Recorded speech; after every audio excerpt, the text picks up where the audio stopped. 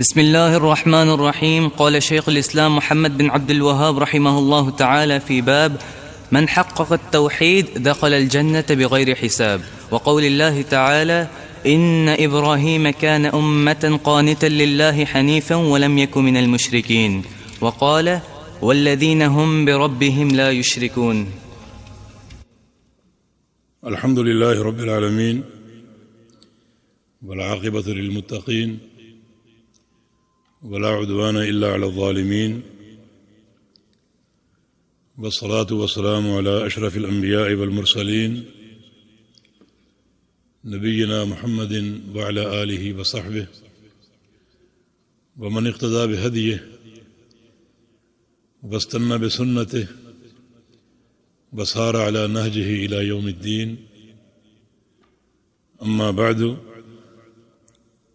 فقد قال الإمام المجدد الشيخ محمد بن عبد الوهاب رحمه الله تعالى: باب من حقق التوحيد دخل الجنة بغیر حساب. محترم سامعین حضرات، آج اللہ تعالیٰ کی توفیق اور اس کے فضل سے تیسرا باب کتاب التوحید کا شروع ہوا چاہتا ہے. یہ باب ہے من حقق التوحید دخل الجنت بغیر حساب. جو شخص توحید کو اپنا لے، توحید کی تحقیق کر لے، وہ جنت میں بلا حساب داخل ہوگا. یعنی تحقیق توحید کا اجر یہ ہے کہ بلا حساب جنت حاصل ہوگی. سب سے پہلے یہ سمجھیں کہ تحقیق توحید کیا ہے اور بلا حساب داخل ہونے کا کیا معنی ہے. تحقیق توحید دو چیزوں کا نام ہے. ایک توحید کا فہم جو توحید خالص ہے، اللہ تعالیٰ کی ربوبیت کے ساتھ اور اس کی الوہیت کے ساتھ اور اس کے اسماء و صفات کے ساتھ. اور تحقیق توحید کا دوسرا معنی یہ ہے کہ اپنی توحید کو شرک کی ملاوٹ سے پاک رکھا جائے. ایک ذرہ کی مقدار میں بھی اس میں شرک داخل نہ ہونے دیا جائے. یہ ہے تحقیق توحید. توحید کا اثباتی شکل میں پورا فہم اور توحید کو شرک کے شوائب سے اور شرک کی ملاوٹ سے پاک رکھا جائے.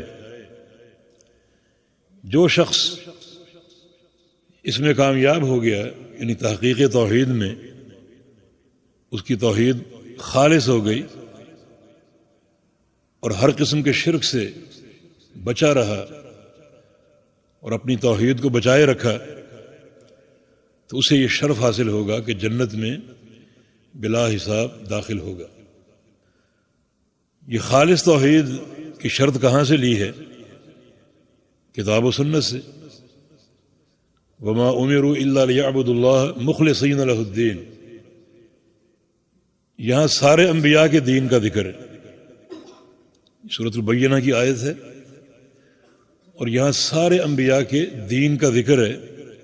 جتنے انبیاء مبعوث ہوئے انہیں کیا حکم دیا گیا؟ فرمایا کہ اس کے سوا کچھ نہیں کہ دین کو خالص بنا لو، ہر قسم کے شوائب سے اور ملاوٹ سے پاک کر لو. الا للہ الدین الخالص، اللہ کے لیے دین خالص ہے. اور نبی علیہ السلام کی حدیث ہے صحیح بخاری میں، جناب ابو ہریرہ رضی اللہ تعالیٰ عنہ نے نبی علیہ السلام سے سوال کیا تھا کہ من اسعد الناس بشفاعتک یوم القیامہ، کہ آپ قیامت کے دن کن لوگوں کی شفاعت کریں گے؟ تو رسول اللہ صلی اللہ علیہ وسلم نے ارشاد فرمایا تھا اسعد الناس بشفاعتی یوم القیامہ من قال لا الہ الا اللہ خالصا من قلبہ، کہ میری شفاعت صرف ان خوش نصیبوں کو نصیب ہوگی جو لا الہ الا اللہ کا اقرار کریں، گواہی دیں اپنے دل سے خالص ہو کر، جن کی اس گواہی میں، اس اقرار میں کوئی شرک شامل نہ ہو، بالکل خالص اور مخلص ہو کر یہ گواہی دیں۔ تو یہ بڑا ہی ایک عظیم مقام ہے۔ توحید کے دعوے دار بہت ہیں مگر اخلاص توحید بہت کم لوگوں کو حاصل۔ تو اس باب کا مقصد اور اس باب کی دعوت یہ ہے کہ ہم اپنی توحید کو دیکھیں، اس کو چیک کریں، پرکھیں، اور جو صحیح فہم توحید کا ہے وہ پیدا کریں، اور اس کو شرک کے شوائب سے بچائیں۔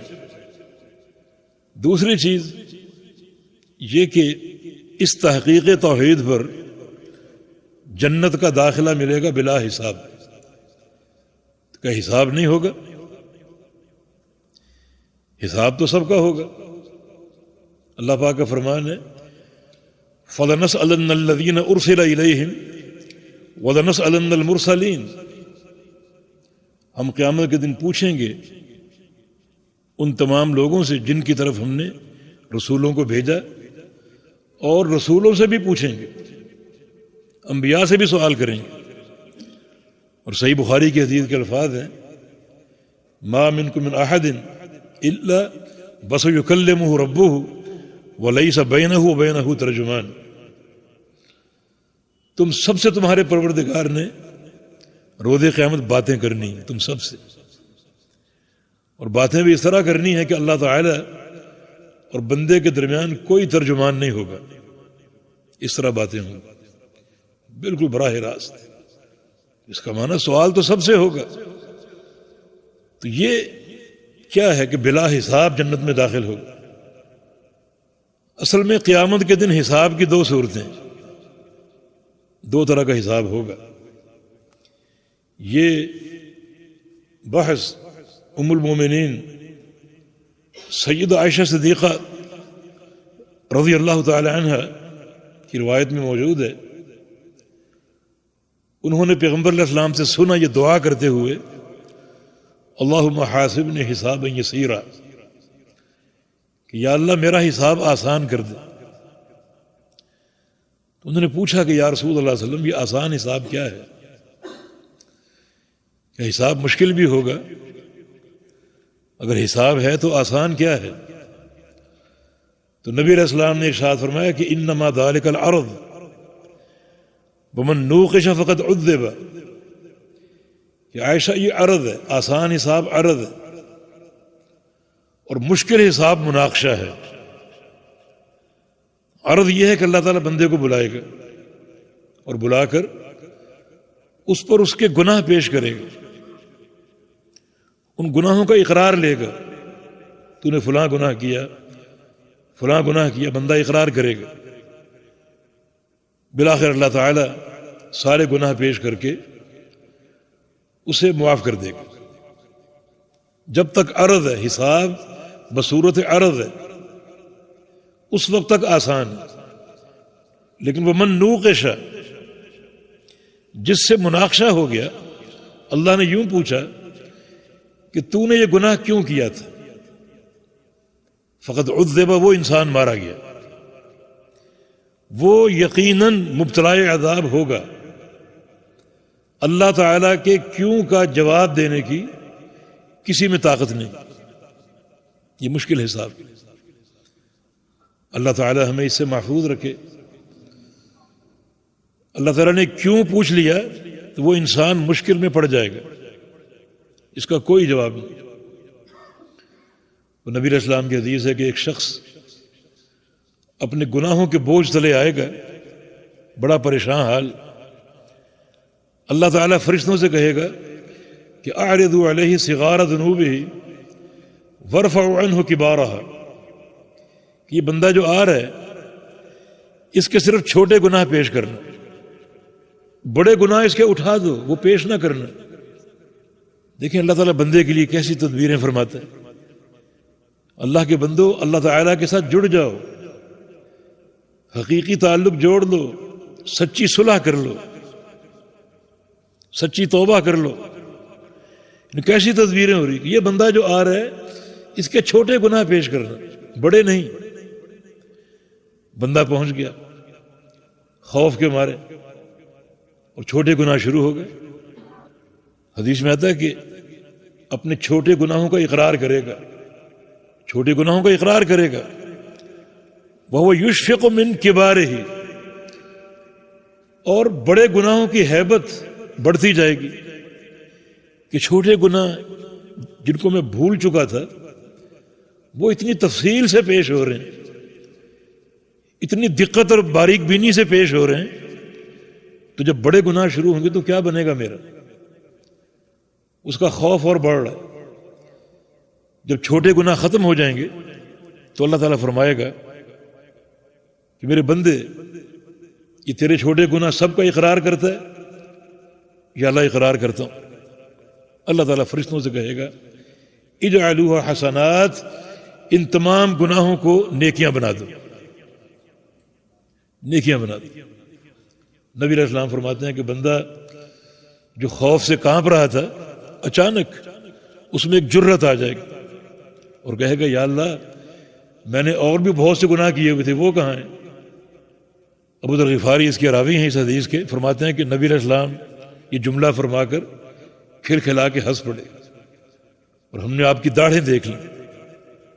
یہ جو حساب ہے بصورت عرض، یہ آسان حساب ہے۔ اور جو باب ہم نے پڑھا ہے کہ جو تحقیق توحید کر لے اللہ تعالیٰ کے سامنے پیش ہوگا وہ، مگر اس کا حساب بصورت عرض ہوگا، بصورت مناقشہ نہیں۔ آسانی سے اللہ تعالیٰ اس کو فارغ کر دے گا۔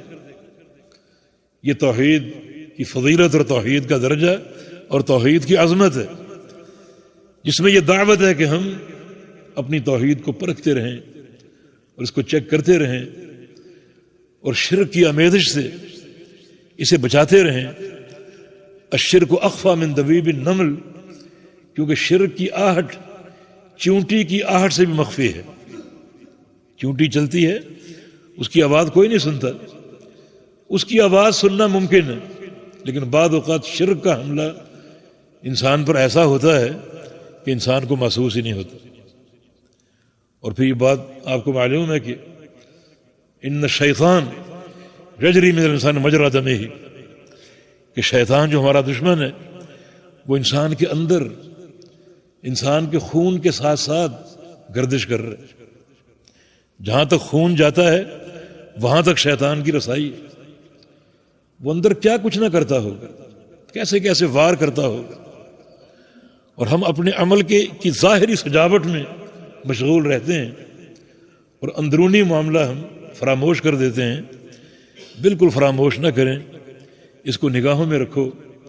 شیطان اندر کام کر رہا ہے اور شرک کے جال بڑے خفیہ ہیں۔ اور ایک حقیقت اور بھی ہے، نبی علیہ السلام کا فرمان ہے کہ ان القلوب بین الاصبعین من اصابع الرحمن یقلبها کیف یشاء، کہ تمام انسانوں کے دل اللہ تعالیٰ کی 2 انگلیوں کے بیچ میں ہیں۔ اللہ ان دلوں کو جب چاہے پھیر دے اور جس طرف چاہے پھیر دے۔ اللہ تعالیٰ سے ہمیشہ عافیت کا سوال کیجیے، اپنے قلبی معاملے کو نگاہ میں رکھیے اور اپنی توحید کو چیک کرتے رہیں، اور شیطان کے جو حملے ہیں ان سے بچاؤ اختیار کیجیے، اور صحیح معنی میں تحقیق توحید میں کامیاب ہو جائیے، یعنی توحید کا صحیح فہم اور اپنی توحید کو شرک کی آمیزش سے بالکل پاک کر لینا۔ وقول اللہ تعالی ان ابراہیم کان امۃ قانتا للہ حنیفا ولم یکن من المشرکین۔ ابراہیم علیہ السلام خلیل الرحمن اور ابو الانبیاء، جد الانبیاء، ان کا ذکر ہے، جن کے لیے قدم قدم پر سعادتیں ہیں، جنت کی نویدیں ہیں۔ کس بنا پر؟ کیا ان کا عقیدہ تھا اور کیا ان کا منہج تھا؟ فرمایا کہ ان ابراہیم کان امتن، ابراہیم امت تھے۔ امت کا معنی قدوہ، لوگوں کے لیے مثال۔ کن لوگوں کے لیے؟ کسی ایک طبقے کے لیے نہیں، بلکہ رہتی دنیا تک، رہتی دنیا تک مثال تھے لوگوں کے لیے۔ ان کا منہج اور ان کا عقیدہ لوگوں کے لیے قدوہ تھا، نمونہ تھا۔ یہ امہ کا معنی معلم الخیر، ہمیشہ خیر کی تعلیم دیتے رہنا۔ جیسے امت جماعت کو بھی بولتے ہیں، ابراہیم علیہ السلام اس معنی میں جماعت تھے کہ جو خصائل ایک جماعت کے ہوتے ہیں وہ اکیلے ابراہیم میں موجود تھے۔ اس قدر ان کی محنت تھی، جد و جہد تھی، اور اللہ رب العزت کے ساتھ ایک تعلق اور قرب جو ہے وہ اختیار کیا ہوا تھا کہ اللہ تعالی نے ان کو امت قرار دیا، ایک فرد واحد کو امت قرار دیا خصائل خیر کی بنا پر۔ تو ہم بھی محنت کریں، ان خصائل کو اختیار کریں، اور دنیا کی زندگی کی یہ ایام دین کمانے میں، دین حاصل کرنے میں صرف کریں۔ اور دوسرا قانتاً، ابراہیم قانت تھے۔ قانت کا معنی قائم، کھڑا ہونے والا، جس کو اللہ تعالیٰ لمبے قیام کی توفیق دیتا ہے اسے قانت کہا جاتا ہے۔ اور یہاں قانت کا معنی اطاعت پر کھڑے ہونے والے، اللہ تعالیٰ کی فرما برداری پر کھڑے ہونے والے۔ اذ قال له ربه اسلم قال اسلمت لرب العالمین۔ اللہ تعالیٰ نے فرمایا کہ ابراہیم اپنا سب کچھ میرے سپرد کر دو۔ عرض کیا کہ سپرد کر دیا، فرما بردار بن گیا، قانت تھے، اللہ تعالیٰ کی اطاعت کرنے والے۔ ابراہیم الذی وفا، ابراہیم میرے باوفا دوست۔ اللہ تعالیٰ نے ان کو خلیل کا لقب دیا تھا، خلیل الرحمن۔ خلیل کیسے بولتے ہیں؟ ایسے دوست کو جس کی دوستی ہر خلل سے پاک ہو، ہر خلل سے پاک ہو، جس کی دوستی پوری وفا شعاری پر ہو، وفاداری پر ہو۔ وہ بات سے بات نکلتی ہے، جب نبی علیہ السلام کو معراج ہوا اور 50 نمازیں فرض ہوئیں تو آپ وہ تحفہ لے کر آئے۔ 7ویں آسمان پہ ابراہیم تھے۔ انہوں نے پوچھا اللہ نے کیا تحفہ دیا؟ بتایا 50 نمازیں۔ انہوں نے کوئی مشورہ نہیں دیا، کچھ بھی، خاموشی اختیار کی۔ چھٹے پر موسیٰ علیہ السلام تھے، انہوں نے پوچھا کیا تحفہ ملا؟ فرمایا 50 نمازیں۔ فرمایا ان امتک لا تطیق ذلک، آپ کی امت 50 نمازیں نہیں پڑھ سکے گی۔ سل ربک التخفیف، اپنے پروردگار کے پاس جاؤ اور تخفیف کا سوال کرو۔ یہ قصہ طویل ہے، بہرحال یہ مشورہ ابراہیم علیہ السلام نے کیوں نہیں دیا؟ اس لیے کہ وہ خلیل تھے، اور خلیل کی دوستی پوری وفاداری پر ہوتی، ایسی کوئی بات نہیں کی انہوں نے۔ تو قانتاً للہ، اللہ تعالیٰ کی اطاعت کرنے والے، اطاعت پر مداومت اختیار کرنے والے، دن ہو رات ہو، صحت ہو مرض ہو، غنا ہو فقر ہو، شباب ہو بڑھاپا ہو، ہر مرحلے میں اللہ تعالیٰ کی اطاعت کرنے والے۔ تو ہم بھی اطاعت شعار بندے بن جائیں۔ حنیف ابو حنیف تھے۔ حنیف کا معنی کیا ہے؟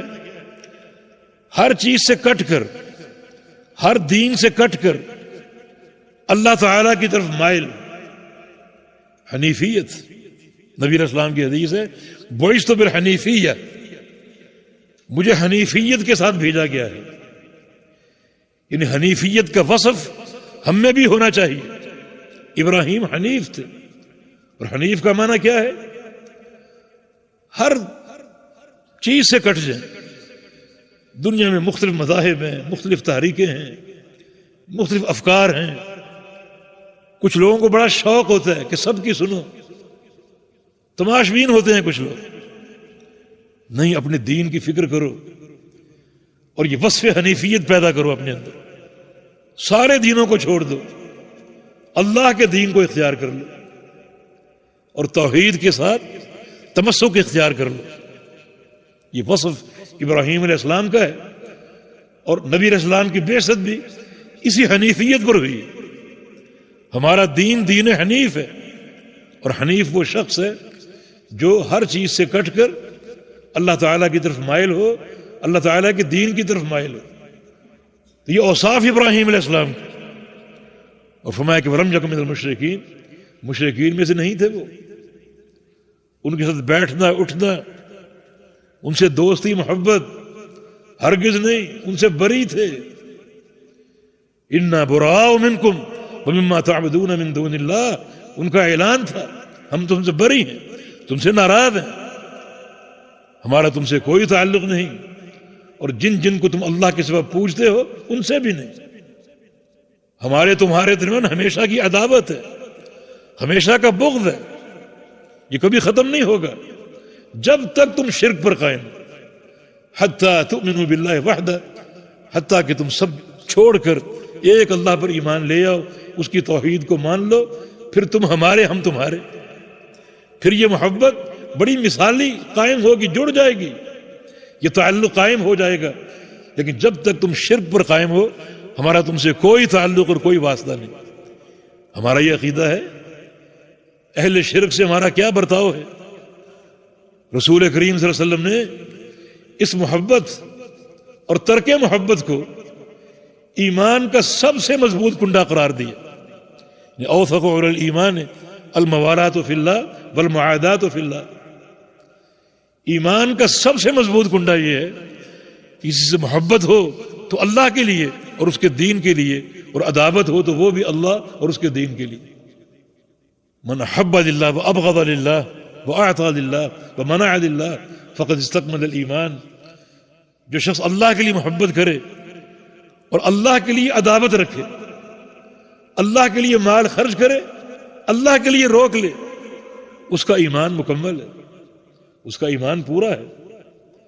تو سیدنا ابراہیم علیہ السلام کا یہ وصف کہ مشرکین میں سے نہیں تھے. مشرکین کے ساتھ بیٹھنا یا غلط عقیدہ کے لوگوں کے ساتھ بیٹھنا، ان سے دوستیاں کرنا اور محبتیں کرنا، یہ دین اسلام اور توحید کے مقاصد کے خلاف ہے، یہ تحقیق توحید کے خلاف ہے. امام سفیان ثوری رحمہ اللہ، ایک واقعہ ان کا ابن بطہ نے اپنی کتاب الابانہ میں نقل کیا ہے. بصرہ میں ایک شخص کی شہرت دیکھی جس کا نام تھا ربیع بن سبع، کہ عوام میں بڑا مقبول ہے اور لوگ بڑی اس سے محبت کرتے ہیں. تو بڑا متعجب ہوئے کہ یہ شخص، اس کو علماء کیوں نہیں جانتے؟ وہ علمی دور تھا، رجال الاسانید کا دور تھا، تو اس کو علماء کیوں نہیں جانتے؟ عوام میں بہت مقبول ہے، اور جو سچا عالم ہوتا ہے وہ علماء کے نزدیک معروف ہوتا ہے، اس کی شہرت علماء میں ہوتی، اس کا تزکیہ علماء کرتے ہیں، اس کو کوئی جانتا ہی نہیں. تو لوگوں سے پوچھا کہ اس کا منہج کیا ہے؟ لوگوں نے کہا کہ منہج السنہ، اس کا منہج سنت ہے، سنتیں بیان کرتا ہے، حدیثیں ذکر کرتا ہے. پوچھا کہ من بطانتہ، اس کے ساتھ کون لوگ اٹھتے بیٹھتے ہیں، اس کے حاشیہ نشین کون ہیں؟ کہا کہ اکثر قدریہ. بصرہ میں یہ قدری فرقہ وجود میں آیا تھا جو تقدیر کے منکر تھے، تو اکثر قدری لوگ بیٹھتے ہیں اس کے ساتھ. فرمایا کہ ہوا قدری، یہ قدری ہے، میں نہیں مانتا اس کا منہج سنت اور حدیث. یہ قدری، جن کا عقیدہ درست نہیں ہے ان کے ساتھ یوں بیٹھنا اٹھنا یہ توحید کے مقاصد کے خلاف.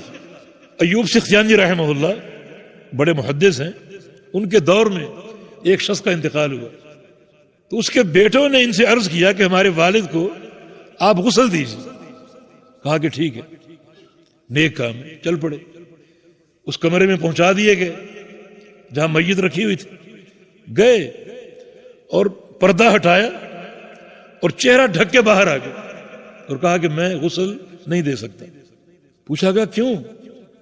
فرمایا کہ رأیتہ کان یمشی مع مبتدع، میں نے اسے ایک دن دیکھا تھا ایک بدعتی انسان کے ساتھ جا رہا تھا. کہ یہ سلف صالحین کی احتیاط. ان کی تحری، یہ معاملہ کس قدر دین کے مقاصد میں شامل ہے. تو لم یکن من المشرکین، ابراہیم علیہ السلام مشرکین میں سے نہیں تھے. ان کے ساتھ دوستیاں، محبتیں، اٹھنا بیٹھنا، ملنا جلنا. ہاں کوئی مقصد ہو، جیسے کوئی کاروباری لین دین ہے، اس قسم کے دیگر معاملات ہیں، اس حد تک میل جول کی اجازت ہے. لیکن ساتھ بیٹھنا، ہنسنا، مسکرانا، چلنا پھرنا اور ساتھ گھومنا پھرنا، اور خاص طور پہ ایسے لوگوں کے لیے جو دعوت دین کا کام کرتے ہیں، اس کی دین میں کوئی گنجائش نہیں. تو تحقیق توحید کے لیے امور ضروری ہیں. ابراہیم علیہ السلام کیا ان کا مقام تھا اور کیا ان کا درجہ تھا، مگر اس مقام کی اساس کیا ہے؟ یہ امور جو آپ کے سامنے بیان ہوئے. تو اگر ہم اسی طرح ہم بھی تحقیق توحید کے منہج کو اپنائیں گے اور اپنی توحید کو راست کریں گے اور شرک کی ملاوٹ سے بچائیں گے، تو یہ تحقیق توحید اللہ تعالیٰ کے ہاں اس قدر پسندیدہ عمل ہے کہ اللہ تعالیٰ حساب لیے بغیر جنت میں داخل فرما دے گا، جیسا کہ آگے حدیث سے اس کی مزید جو ہے وہ وضاحت ہو رہی.